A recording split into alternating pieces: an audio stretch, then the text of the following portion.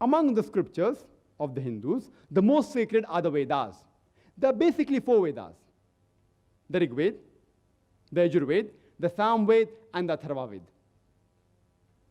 If you read the Yajur Veda, it's mentioned in chapter number 32, verse number 3, Natasya Pratima Asti. Of him there is no image. Almighty God has got no images. It's mentioned in the Yajur Veda, chapter number 40, verse number 8, that Almighty God is bodiless and pure.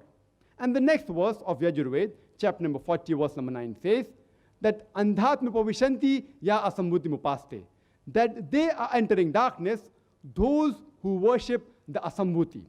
Asambhuti means the natural things like air, water, fire. And the verse continues, they are entering more in darkness, those who worship the sambhuti. Sambhuti are the created things like chair, table, idols, etc. Who says that? Yajur Veda, chapter number 40, verse number 9. Further, if you read, it's mentioned in the Atharva Veda, chapter number 20, hymn number 58, verse number 3, Dev Mahaosi, verily great is Almighty God. Amongst the Vedas, the most sacred is the Rig Veda. It's mentioned in Rig Veda, book number 1, hymn number 164, verse number 46, that sages and saintly people call Almighty God by various names. And if you read Rig Veda, book number 2, hymn number 1, there are various attributes given to Almighty God. One amongst them, it's mentioned in Rig Veda, book number 2, hymn number 1, verse number 3, Brahma. If you translate Brahma into English, one of its meaning is the creator. If you translate into Arabic, it means Khalik. We Muslims have got no objection if someone calls Almighty God as Khalik or creator or Brahma.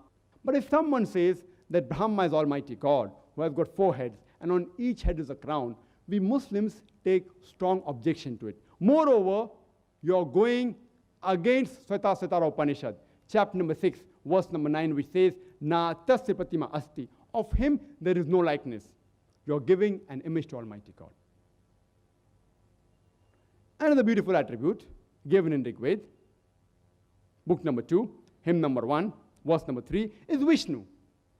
If you translate Vishnu into English, one of its meaning is the sustainer, the cherisher. If you translate into Arabic, it means Rabb. We Muslims have got no objection if someone calls Almighty God as Rabb, or sustainer, or cherisher, or Vishnu. But if someone says that Vishnu is Almighty God, who has got 4 hands, and one of his hands is the chakra, the discus, and one of his hands is the lotus, we Muslims take strong objection to it. Moreover, you're giving an image to Almighty God. You're going against Yajur Veda, chapter number 32, verse number 3, which says, Na tasya pratima asti. Of him, there is no image. It's mentioned in Rig Veda, volume number 8, chapter number 1, verse number 1. Ma chidanyadi sansad. All praises are due to him alone. Worship him alone.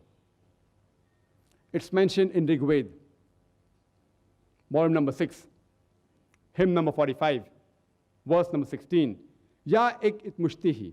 There is only one God. Worship him alone. And the Brahma Sutra, the fundamental creed of Hinduism, is Ekam Braham Dustya Naste. Niya Naste Kinchan. Bhagwan ek hi hai, dusra nahi hai. Nahi hai, nahi hai, zara bhi nahi hai. There is only one God, not a second one. Not at all, not at all, not in the least bit. So if you read the Hindu scriptures, you should understand the concept of God in Hinduism.